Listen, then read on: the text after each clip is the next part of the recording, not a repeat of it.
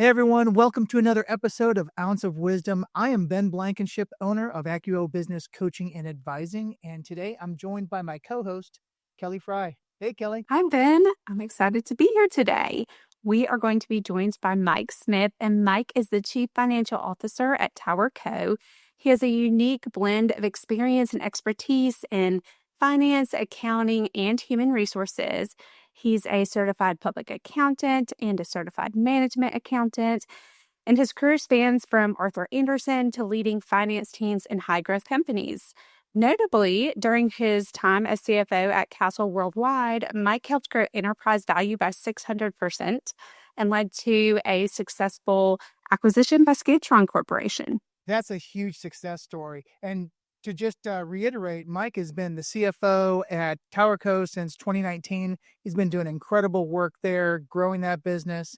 And I'm really excited for Mike to share his wisdom with us as we explore some very important topics for scaling companies. I can't wait to listen in. Same here. Let's dive in.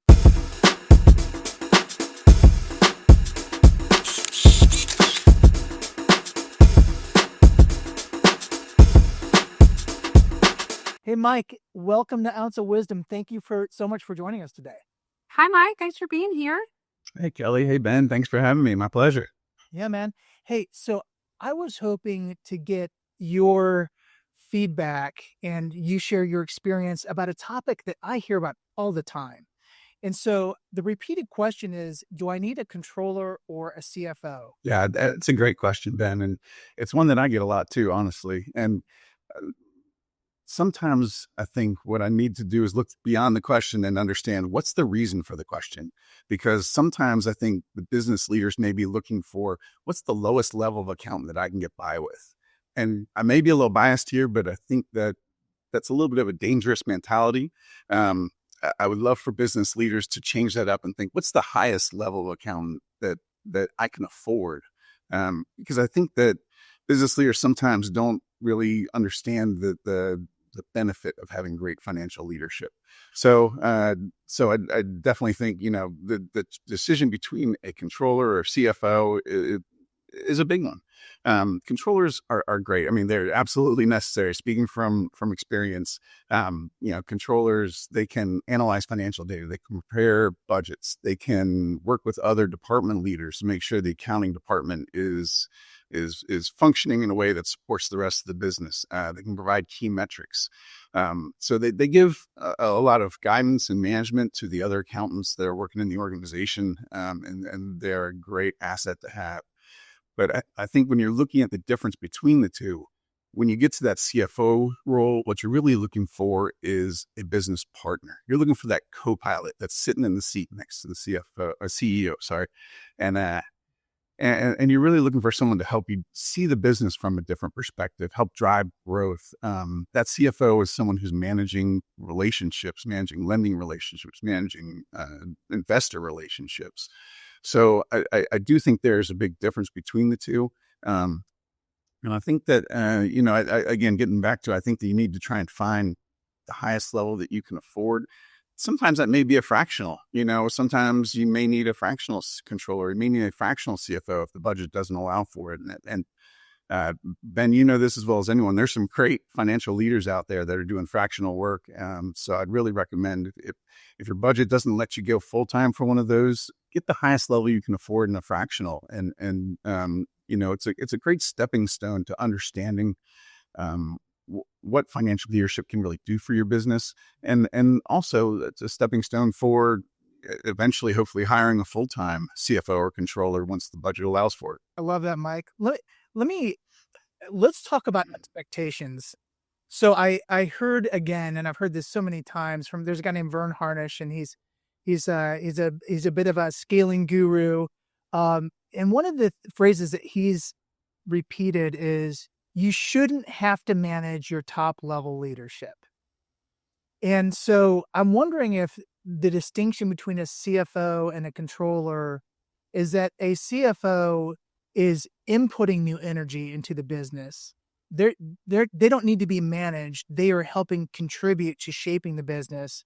Whereas perhaps a controller requires leadership and requires management. Is that true? What are your thoughts on that? Yeah, I think that's an interesting perspective. I think that controllers definitely require a little bit more management, and it depends on the level of controller that you have as well. And um, not all CFOs are created equal. Not all controllers are created equal. And obviously, I think with any aspect of your business, that the higher level of talent that you have, the less management that you would hope that they would require. So I do think it's true that as a you would hope that if you have someone at the controller level, that they don't need help managing the financial aspect of the business, but they may need help in understanding the other parts of the business, or they may need help manage a manager to help them understand how they need to interact with other parts of the business. But you would hope that a CFO would already be able to do that and not need that extra level of management from the CEO. Got it. So the CFO in this case would already understand sales, marketing, operations, the other facets of the business, whereas a controller might need some additional assistance, really understanding the breadth and scope of those functions.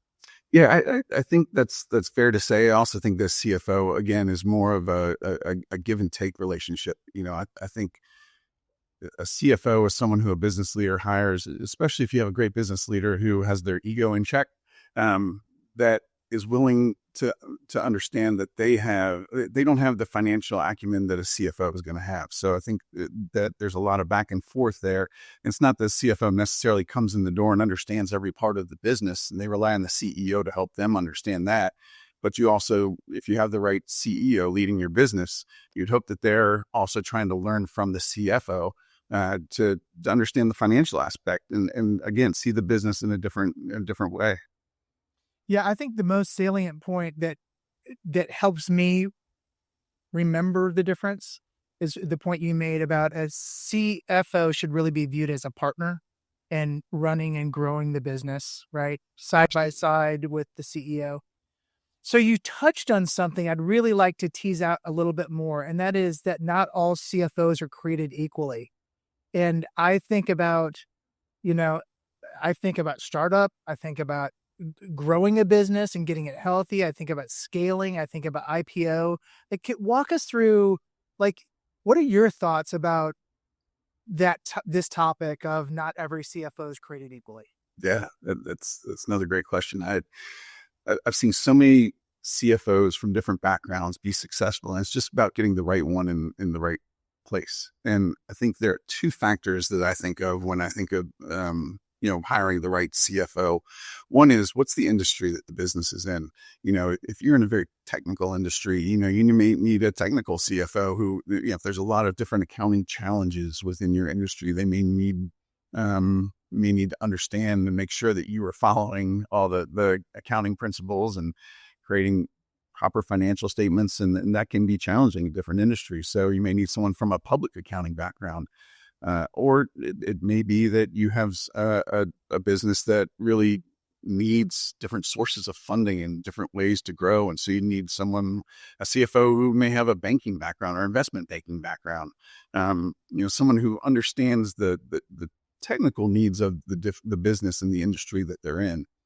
And I think the other driving factor is the life cycle. You mentioned it before that, from startup to public company, there's different CFOs that kind of specialize in different, and I like to think of it as in different investment cycles for a business, and as opposed to life cycles. And so a company that has, a startup versus, maybe venture capital or private equity backed is going to be very different from a CFO who's trying to run a public company or a company even that's getting ready to go public. The skill sets that you look for in a CFO for those different stages of a business are they're different skill sets. And so I think the type of equity and the type of investment that the business has is definitely a driving factor in making that decision. Mike, you are incredible to visit with. So many nuggets of wisdom that you've shared with us today. Thank you for joining us. I look forward to our paths crossing again soon. And until then, have a great week. Thank you, Mike. Thanks, Kelly. You, Mike. Thank you for joining us today for Ounce of Wisdom. We are so grateful to our experts and hope that this episode has been helpful to you. We'll be covering a variety of topics through our channel, so please take a minute to look around, like, share, and subscribe. Is there a topic you would like us to cover? Please comment below or reach out. Do you need help identifying pain points in your business? Check out our resources at www.acuo-bc.com. The link will also be provided below. Thank you for joining us, and we look forward to seeing you again on another episode of Ounce of Wisdom.